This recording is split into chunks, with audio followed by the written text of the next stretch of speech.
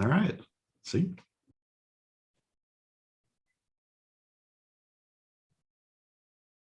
Good evening. I would like to welcome everybody to the NIFA Speaker Series. With us tonight is Air Force Major Michael Brewer. Thanks for being with us, sir. It's great to be here. So first I'd like to start out thanking you for being here, and just kind of give us basic info on yourself, and then we'll figure out how you became a Thunderbird and walk down that path. Well, the story's long, and it starts with the young Michael Brewer who grew up in Chicago. I grew up out there. I got two younger sisters, grew up in the suburbs out there. Prior to having the passion of aviation, I really wanted to do just one thing in life, and that was be Michael Jordan. Growing up in Chicago in the 90s, watching the Bulls do their thing. And so that's all I wanted to do. But when I was younger, my parents did a really cool thing, which was introduce me to a whole bunch of different professions that were out there. And my dad traveled quite a bit for work. So when I was about 9 or 10 years old, my mom took me to visit him on a trip when he was gone for a couple of weeks. And I'll never forget it. I was on a United Airlines Boeing 727 out of Chicago O'Hare down to Shreveport, Louisiana. We got down there, and I got up to go up, check out the cockpit, and all of a sudden that dream switched from being Michael Jordan to wanting to be an airline pilot. So that's slowly how it evolved. So I went to school, or I graduated out in 2001, and then I went to Embry-Riddle in Prescott, Arizona, and from there graduated, did the airline thing for a little while, flew bank mail, did the instruction thing for a little while, and then got the wild hair to join the military, and never looked back. What drew you to join the military after, we'll call it a flip-flop? A lot of guys start in the military out of school, and then I won't want to do this anymore. I want to go to the airlines. What brought you into the military? My passion is aviation. I absolutely love aviation, all aspects thereof. Obviously being part of the flight team while I was at school, I had a huge part of that as well. Got me a lot of experience. I made a lot of connections through there. And while I was flying in the airlines, I absolutely loved what I was doing. Really, I thoroughly enjoyed what I was doing. But I lived out by Luke Air Force Base, and I'm seeing those fighter jets flying by, and just something just gets you right there, And I was sitting in jump seats, reading a lot of the newspaper and that sort of thing. And I just felt like I wanted to do something while I was young, to be able to do something more, if you will. And that's when the call to service really came. So. I felt like I was called to serve in the military. I looked into the Guard and the reserves, and then, talked to my wife, and, we said, you know what, if we're going to do this, we're going to do this. So we went full time, active duty Air Force. And I fully intend on going back in the airline world because I really enjoy civilian aviation and every portion thereof. But I consider the military an awesome detour in my life to be able to serve in the military, fly these amazing jets, meet the wonderful people, and take advantage of the opportunities that this country has to offer. Oh, and thank you very much for your service. Appreciate you being there for us all. So kind of walk us through around your service in the military. I know you started through pilot training, F-15, then F-16.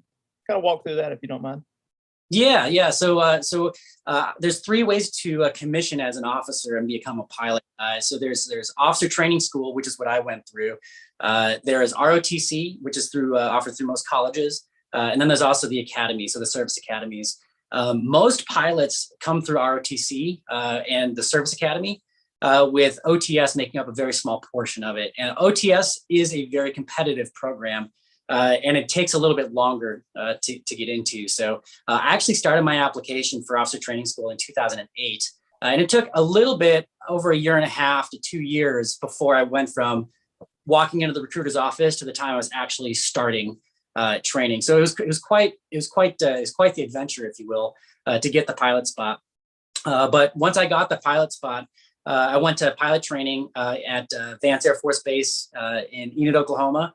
You spend about 1.5 years in pilot training, and then from there you can track select for either going heavy aircraft such as tankers or going to fighters and bombers. That was a very big decision in our life, is what do I want to do when I grow up type thing. and we found ourselves in fighters. And we went to, by we, I mean my wife and I, we went to Seymour Johnson Air Force Base to learn how to fly the F-15. And then we went to England after that to serve in England, which was really awesome. I got to fly out there, deployed while I was out there. We took one kid with us. We had one kid who was born out in England, which is pretty neat. And then from there, we came back to the United States to teach at Seymour Johnson in the F-15. Had another baby boy there. And then from there, I got selected to be on the Thunderbirds. And it was only then that I transitioned to the F-16 to come out to Las Vegas and serve on this team. That's awesome. Awesome. So we've got one of the NIFA student reps, Vance. He's at Seymour Johnson finishing now. And then he'll go to a Mountain Home. But with the Thunderbirds, just describe the wing size, composition of people.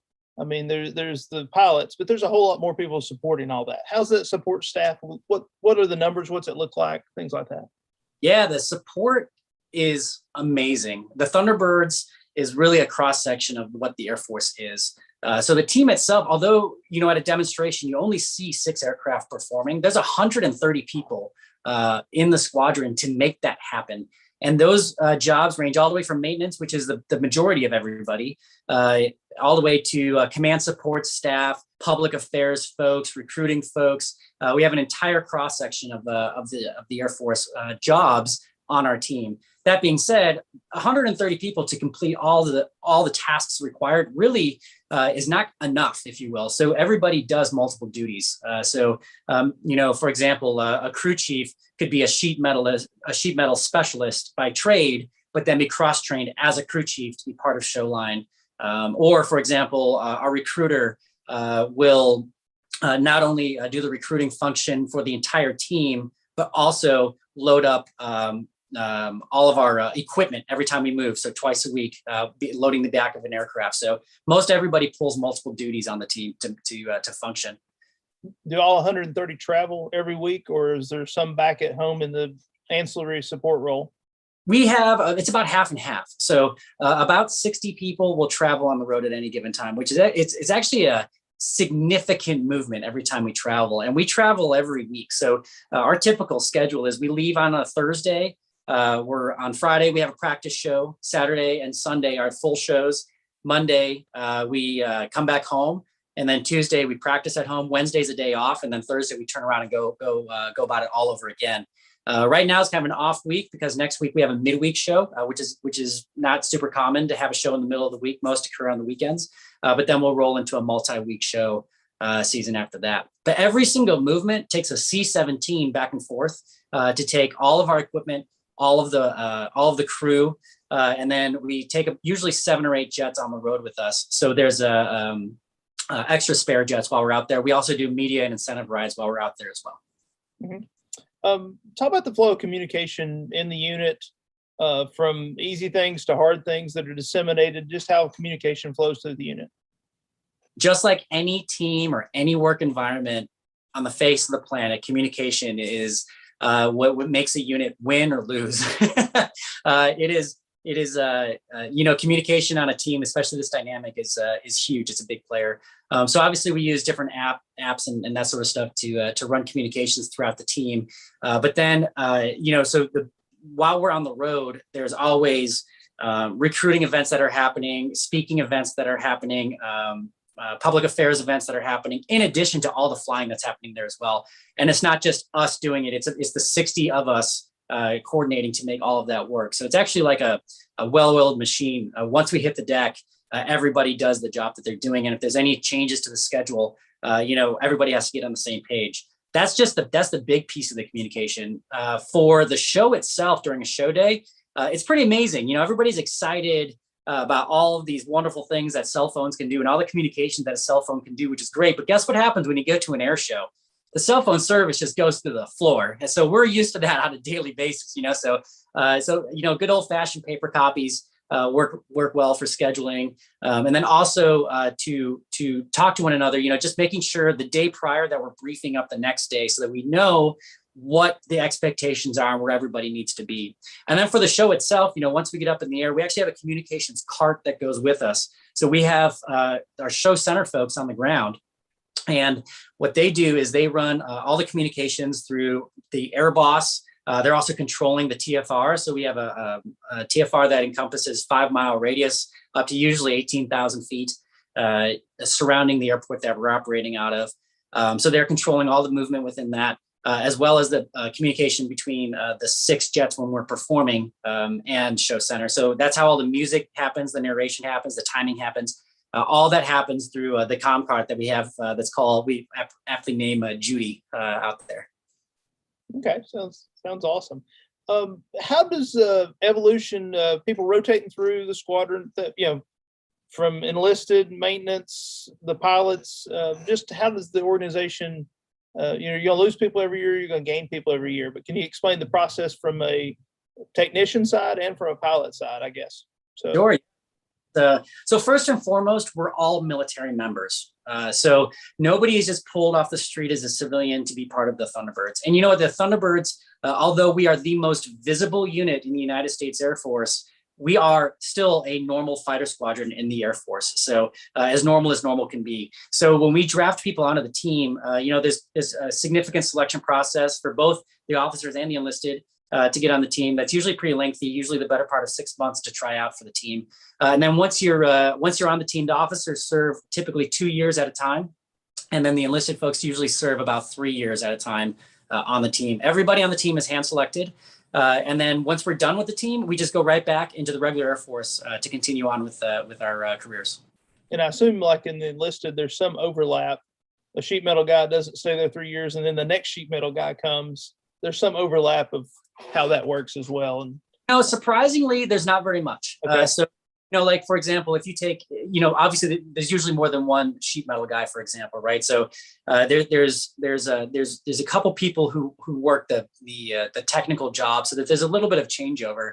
But when you start on this team, regardless of what your position is, your learning curve has to be extraordinarily steep. So, when we take somebody, for example, we'll use a sheet metal example. If we take a guy or gal onto the team, we're expecting them to be a professional already at their job. And we're not going to train them how to be a sheet metal specialist. We're going to train them how to do the Thunderbird aspects of everything.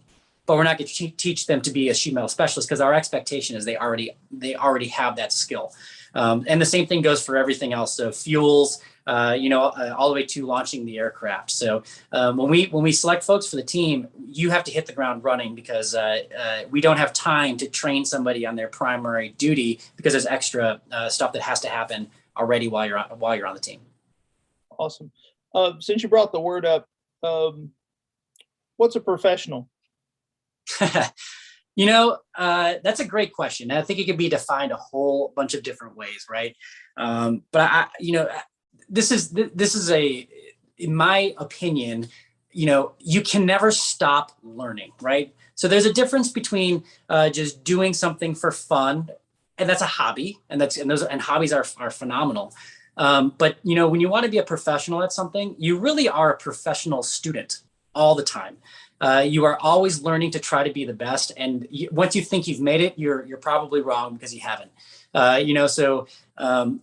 The key is you have to build a good foundation for everything, which is why I think NIFA was so important. I think it's an incredibly important organization. Being a part of it for 4 years, it teaches you the foundation and the baseline knowledge from which to build upon. If you don't have a good, solid foundation to start from, it's going to be very difficult for you to continue to build your career.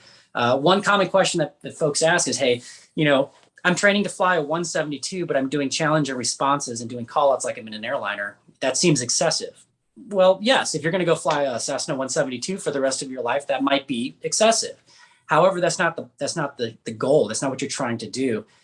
You are trying to build the learning foundation to start from, that you can continually build upon. I think that's what a professional is. And professionalism truly is a constant learning process, learning and mentoring, and really knowing how to continue to make yourself better at the thing that you do. Great. Kind of touched on NIFA. We'll build on that a little bit.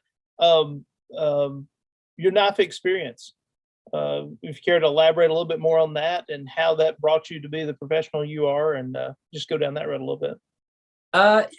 So I think, like I said earlier, I think NIFA is a phenomenal organization. I think it's one of those, it's a professional organization that starts folks at the student level, which I think is extremely important, because there are tons of professionals organizations that are out there. I mean, look at the civilian side of the house. You have EAA, you have AOPA, you have all the different chapters and factions thereof.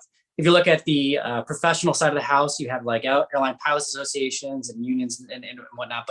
But the key is you're part of a big organization of professionals, and that's really what you're trying to do. So as a college student, you are really trying to enter the world as a professional, and really go over and beyond what the minimum is. You can always just do the minimum just to get by, but that's not what NIFA competitors do.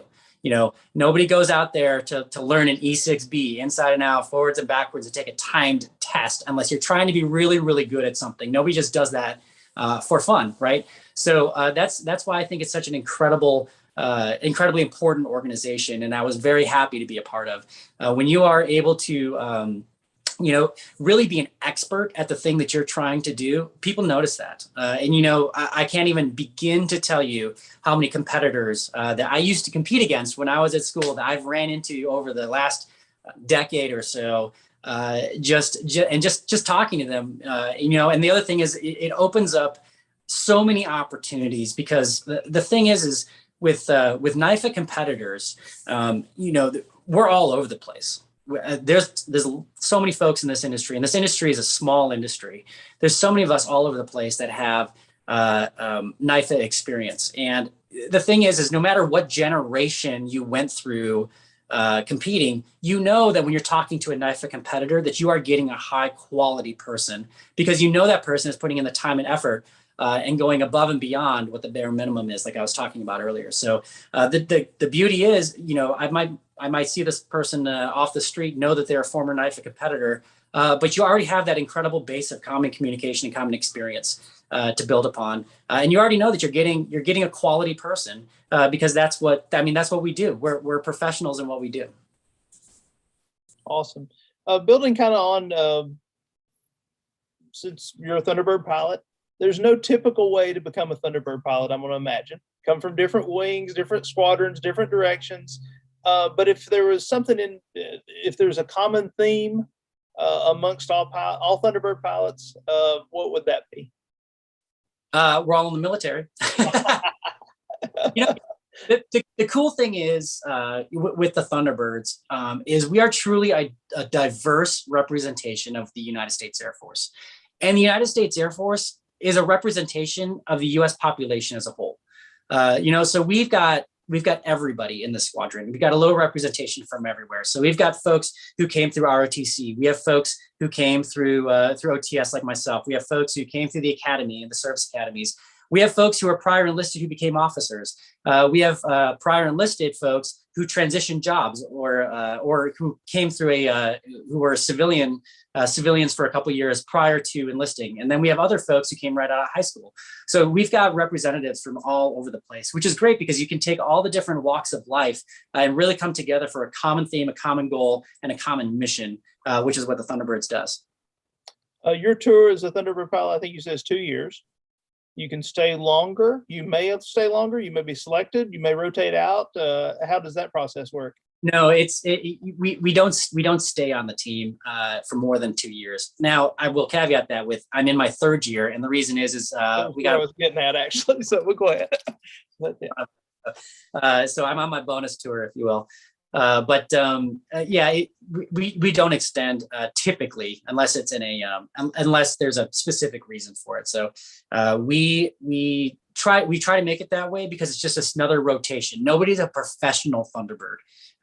We are all military members at the core, and then the Thunderbirds is just incidental to our military service. But it's a chance for us to demonstrate to the public, what the military is all about. Going back to your previous role as an F-15 instructor, care to discuss that? Some pros or some interesting things that happen as being an F-15 instructor? Yeah, it's the military is a fascinating place. What I will say is, I was able to train in the civilian world and go from, student to airline pilot to check airman in the airlines, and then go all the way back to the beginning all over again. And then I went through initial flight screening with the military. And then I was taught, lift, weight, thrust, drag, as if I knew nothing, with all of these other students in the military way. And the difference is the military might do things differently, but that doesn't mean it's bad or it's the wrong way. It just means it's a different way. It's a different technique of doing the same thing. So it was really cool to see the dichotomy between the military and the civilian sector. My hat's off, and I have nothing but the utmost respect for folks who come into the military with zero flight time and are able to spin up and do these sorts of things. Because I will tell you, I relied heavily on my prior experience moving into military flying, because there's quite a bit that you have to learn before you're flying a fighter jet around. That being said, it's pretty fascinating when you're flying an F-15 and the person you're training and you're flying with has maybe a little over 100 hours of flight time, or you're at a UPT base and you're teaching them how to fly a T6, and they have maybe 10 hours of diamond katana time under their belt. so pretty fascinating. Oh, sorry. Wandering through a few different ways on discuss the safety protocols, things that are done, walk through the show routine, the practice, all that kind of stuff. But from a flight point, different safety processes and protocols that you all use. Yeah. So obviously safety is our number one key in the entire squadron. We take safety very, very seriously. So as Boss famously says, we are not a daredevil squadron. We're a precision demonstration squadron. And there's a very distinct difference between the two. We don't go out there and just invent things and just, do it willy-nilly. We are a precision flying team, much like what we did with NIFA. You are trying to be the best of the best by being very precise about what you are doing. So for example, one of the things that we do is every maneuver that we do, we call it 2 outs. There is no maneuver where one mistake will cause a catastrophic occurrence. So we always have more than one mistake. So 2 or more mistakes must be made simultaneously before something bad will happen.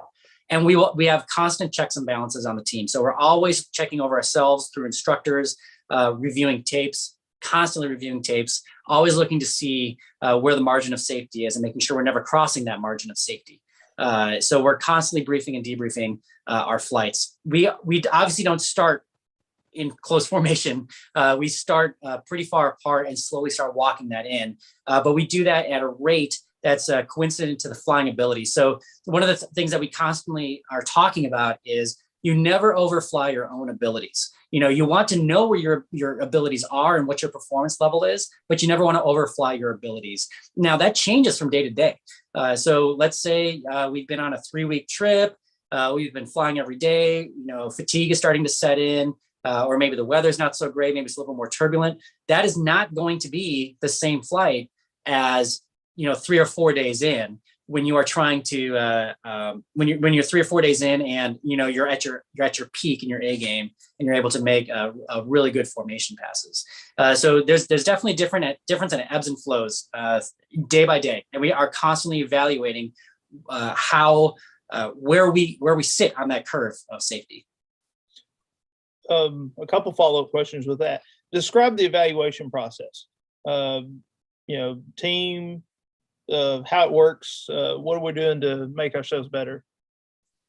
So yeah, that's a constant thing that teams have to do. So any high performing business or high performing team, you have to constantly go through the loop of evaluation and correction so that you're constantly getting better and better. And the second you stop that loop, you no longer get better and you stagnate, or God forbid, you start regressing in your capabilities. So you're always evaluating what you're doing.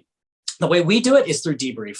So we have folks videoing from the ground. We have GoPros placed within the side of the jets as well. And we are evaluating every single maneuver every single day. So we talk about, if we were, so different terminology we'll use, for example, is like cupped. So if the jets are sitting like that, cupped means like this, or deep, high, wide, aft. So we use a whole bunch of different terminology to define where we are at. But at no point are we crossing the boundary of what's safe and what's not safe.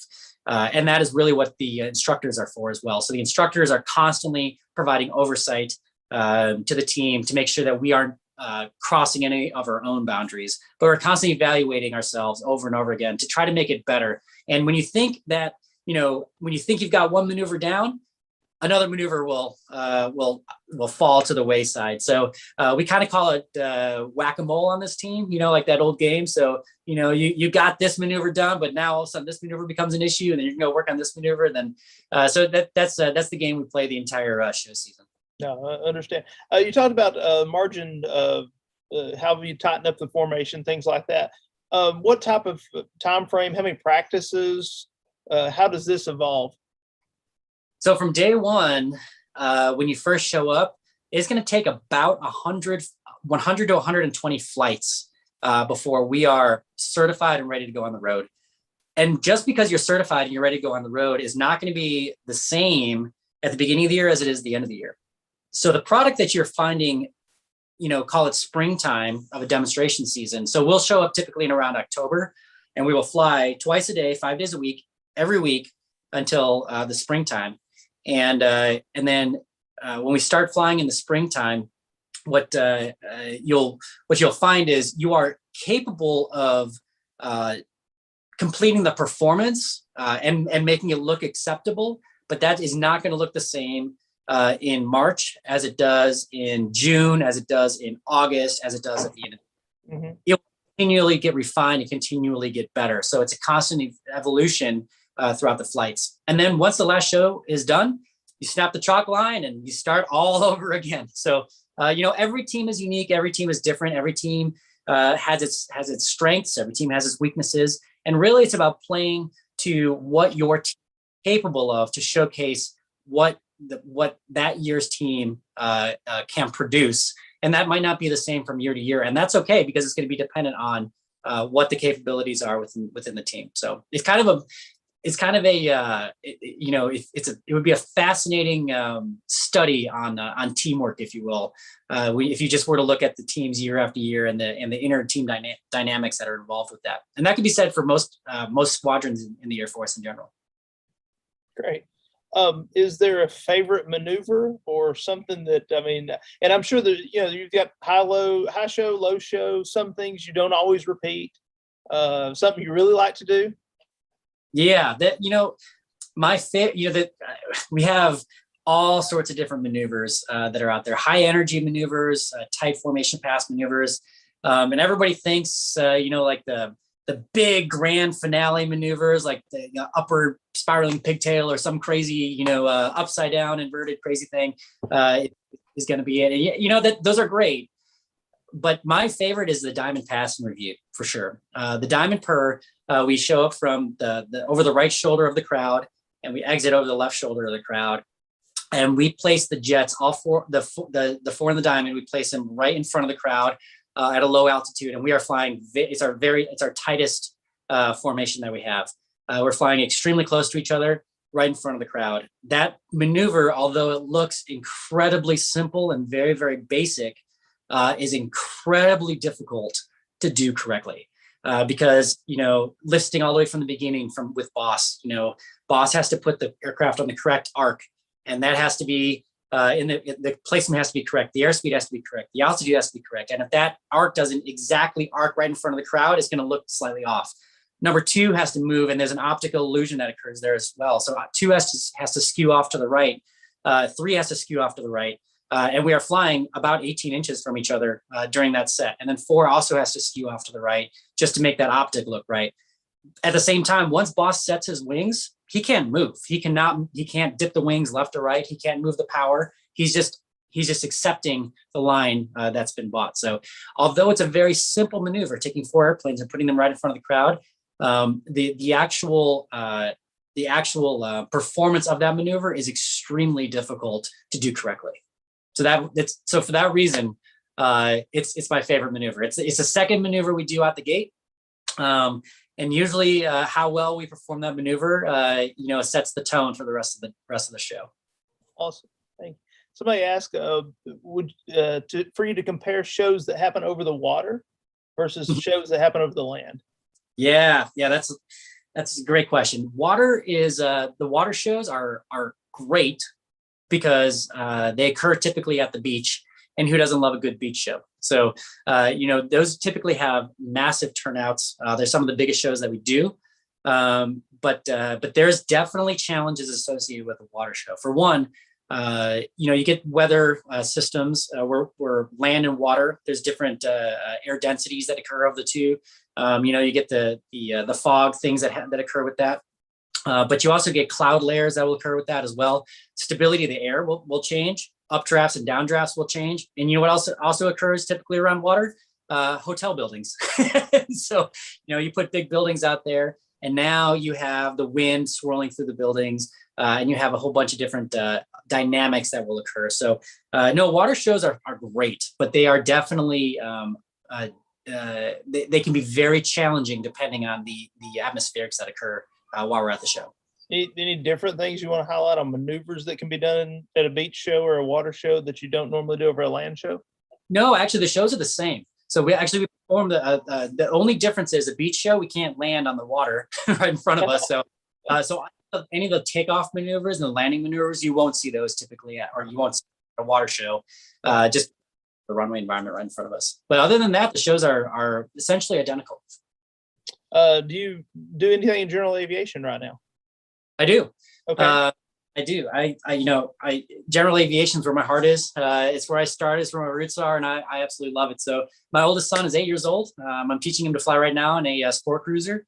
Absolutely love it. Teaching my 6-year-old as well. I absolutely love GA. I'm looking to buy an airplane. Try to do some aerobatics or something like that. Who knows? But yeah, I'm still a active CFI. I help out folks on the team whenever possible. Similar to Young Eagles, what I offer up to the enlisted folks on the team who've never flown before, who want to try to fly. That's going to be a new initiative that's going to start up here very soon. Is essentially do Young Eagles flights, but within the military, to try to introduce them to aviation. Because most everybody on this who's watching this right now knows that once you start in aviation, you do that intro ride. For a lot of us who are still here, once that hook is set, it usually goes a long way. Awesome. Have a favorite airplane? Yeah, I do. People ask me this all the time, and they say, if you could have whatever airplane you could, what would you go out there and get? Go get like an L-39 or something like that. And those are great. They're all phenomenal airplanes, and every airplane has its own purpose. If I could go out there right now, I'd go get myself a Luscombe. I'd go out there, I go flying about 500 feet off the ground, maybe take the doors off, who knows, but a Cub or a Luscombe is where it's at. I just love that kind of flying. Give me a whiskey compass, and a couple grass strips, and the freedom of flying can really be felt when you're doing that. And there's so much other flying that's out there, and it's all phenomenal. Flying King Airs or jets and all that sort of stuff. But I'll say, to everybody who's watching this, especially NIFA competitors, you're probably flying a Warrior, an Archer, 152, 150, 172. And I love those airplanes. So just cherish all of those experiences, because those are just more experiences that you're going to have. Even now I'm flying F-16s, but I still go back to the airport and I go fly Cessnas because I absolutely love doing that. And it's funny because when I was when I was in school and I go to the airport and I see a jet that go by, you'd smell the smell of burning kerosene, the jet fuel. You just be like, I love that smell of jet fuel. I can't wait. Now it's the opposite. I get to an airport and I smell avgas, and I smell the piston engines firing. I'm like, oh man, I missed that. So cherish all of the aircraft that you fly, because I've flown I think it's like 60 different types of aircraft over my career, and every single one is unique in its own right, and I loved flying every single one of them. So every aircraft you can get your hands on, enjoy it. Job interview question: where do you see yourself in 5 years? That's a great question. What do you want to do when you grow up, type thing. Definitely being in aviation in some way, shape, or form. I've got still some more years on the military remaining, and then but I will, as long as I can help it, I will never be away from aviation. And if God forbid I lose my medical or something like that, I'll be teaching aviation in some way or in some form or fashion. I think that this industry is such a valuable industry, and it's not just, and I'm not just talking about to people who like flying, because there's a lot of that, but aviation in general, as an industry in the United States, is a massive industry and a phenomenal industry. And one thing that's really cool about aviation is most people that you meet in aviation love what they do. People don't get into aviation typically because they're saying, it's a job and it's something I can do. I can go jump on a computer and do the thing that I do. Most people are in aviation because they love aviation in some way. And it doesn't matter whether you're a mechanic working on an airplane, you're a pilot flying on an airplane, you're an engineer designing the airplanes. It doesn't matter. Most people do jobs in aviation because they enjoy it. So just being a part of it in my future is what I enjoy, and that's a really cool thing to the young folks that are out there watching. This industry that you're about to enter is a fascinating, very rapidly evolving industry, and there's so many different facets thereof. And if you think about it, the planes that we're flying now, were invented decades ago. And you take a look at the best technology that's out there, and those were all invented decades ago. The next thing that we do in aviation is not going to come from you or I, Taylor. We're not the ones who's going to come up with the next big thing. The next big thing is sitting in some student's mind right now, who's sitting in a basic aerodynamics class. That's the next big thing right now, is sitting with the next generation and just waiting to be unleashed. So I can't wait to see where aviation takes us. You look back at the last 100 years of flight and see how far we've gotten. I can't wait for the next 20 years of flight, because just now, what was it, last year, Garmin just did the Autoland function. So now, a general aviation aircraft at the push of a button is landing itself. It's incredible. So the technology that's out there now, and the leaps and bounds that we are growing as an industry is fascinating, and it's super awesome and super cool to be a part of, because I feel like a kid every day I go to work. And this week, 2 more entities took people into space. It's incredible. It's awesome. It's really great. Yeah. The prospects that are out there right now for folks who are getting into this industry are absolutely endless. And really, the sky's the limit. Literally, space is the limit as to what we're doing now. So it's very impressive, and I can't wait to see what the next big thing is. Yeah, everybody goes through the different qualities of a Thunderbird pilot. Kind of going back to that, what about some different leadership qualities that maybe not even Thunderbird, just leadership qualities in general in the squadron that make people the people they are? There's probably hundreds of thousands of books written on leadership. And you know what? I think that the best way to be a good leader is be a good follower.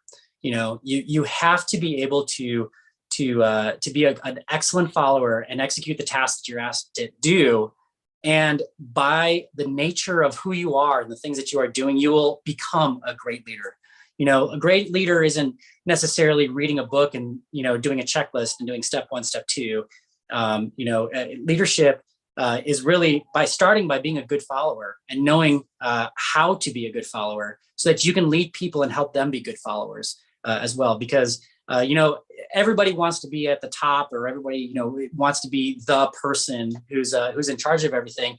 And that's great. And for a lot of folks, that will come. But the truly good ones, it happens naturally. And it happens naturally based off their personality, not because of the things that they're trying to achieve or because they are trying to be that person. The best advice I could say for leadership is be a good follower and be really, really good at things you're asked to do. Because if you cannot execute the very basic tasks that you're asked to do, no matter how mundane that you think that they are, how is anybody ever going to trust you, to run the major tasks that are out there? So, even now, to the NIFA folks that are out there, right now you're flying around you might be flying around your school's 172 that's out there, right? That's a $200,000 machine. They're asking you to go out there and fly that, and you're the leadership, and your leadership is yourself, right? So you have to be able to be the pilot in command of that aircraft. And even though it might just be you in that aircraft, you are leading that flight. You are the one who's making the decisions based off the bounds that you can operate within. And the bounds that you can operate within occur from studying, right? So you know the FAR aim, all the regulations that are out there, and the bounds in which you can operate. Leadership within the squadron works the same way. You have to know within the bounds that you are able to operate within, so that you can effectively operate within those boundaries for the folks that you work for, and also folks who work for you. Awesome. I'll slowly start easing us toward wrapping up. General advice for NIFA graduates, graduating this year, next year, general specific advice for those competitors? Yeah. First of all, aviation is a small community. So get to know the people you're going to be in that community with. So not just your teammates, but go out there and meet folks from other teams and talk to them and get to know them and get to know their story, because I guarantee you, if you are in this industry, you will run into them again somewhere, someday. It might be a couple years, it might be 2 decades. It doesn't matter. Get to know them, because the common experiences that you gain now are ones that you're going to take with you. The other thing is build your knowledge base right now. You are a professional student in an amazing career field. Take the time right now to build your knowledge base and be really, really good at the thing that you want to do. So in this case, being a pilot. If you want to be a pilot, then be really good at knowing the regs, be really good at knowing the aircraft that you're operating, so that you can continue on, because you will never have enough time in the future. As you get older, time becomes more precious. And so you will not have the time to be able to continue to build your knowledge. You just want to add on it. You don't want to be building it from scratch. So use the time right now very, very wisely to build your knowledge base. The other thing is, this industry is crazy, right? There's ups, there's downs, there's sideways, there's everything. So when the getting's good, the getting's great. But sometimes there can be downs in this industry as well. And my advice to you is, ride it out, and not just write it out, but embrace it. So make smart decisions in this career field. Know that there's ups and downs within it, but don't give up on it, because this career field is very important, and it's very rewarding. So even though you can go out there and experience these different aspects of aviation, don't ever feel down about what you're doing. If you're sitting in the cockpit of let's say a CRJ, and you're in the middle of the night flying this trip, and you're like, oh man, what am I doing? This is really, really tough. Trust me, you can do that very, very easily. But you know what? Think how hard you're working right now just to get in the cockpit of that CRJ. So think about all the work that you're doing to make that happen. And then enjoy it. Enjoy the ride, because everything that you do in this industry is going to be awesome. The last thing I'll say is, don't chase money. Don't chase iron. Don't chase the newest, next biggest piece of equipment. Don't chase upgrades. Chase the lifestyle that you want to live. So find out who you want to be, who you are, what you want to do in the next 10, 20, 15 or 15, 20 years. And then chase the lifestyle, and everything else will fall into place. because I've seen way too many people who will chase trying to make as much money as humanly possible, and they will never be happy. And I've seen people want to fly, I have to fly the 787 or the biggest, brightest thing, but they're commuting, horrible hours because they don't want to live in that base or whatever it happens to be. Don't chase the money, don't chase the airframe, because an airplane's an airplane and they're all great. They're all great airplanes. It doesn't matter what you're flying. But chase the lifestyle. Say, what days off do you want to have? Or what kind of schedule do you want to work? Do you like working at night? Do you like working during the day? Do you want to have a family? Do you not want to have a family? Do you want to travel a lot? Do you want to live in base? Those sorts of things for the airline specifics. Or, do I like flying? Do I like the backcountry? Do I like backpacking? Do I want to fly? Do I want to fly bush planes? Or do I want to go fly helicopters and go fly heliskiers, out in the mountains of Utah? There's a ton of different jobs that are out there. Find the thing that suits you and then go chase that dream, not the dream of how much money can I make or what kind of airplane can I fly or anything like that. So that would be my advice to the folks that are out there who are young, who are getting into this industry, because it's very easy to chase the first thing that jumps out at you or the most money that you can make or any of those sorts of things. But don't do that, because that's not going to make you happy. The thing that's going to make you happy is understanding who you are and how you fit into the industry and the things that make you happy. Because if you're passionate about something and you turn that passion into a profession, you'll literally never work a day in your life, and you'll be happy doing whatever it is that you do. So those are the little tidbits of advice that I can give you. Awesome advice. Major Michael Brewer, thank you for your service. Thank you for being with us today. And we appreciate these words, and have a nice evening. Absolutely. Thank you so much, and good luck to all the competitors that are out there. Thank you, sir. Have a good one. You too.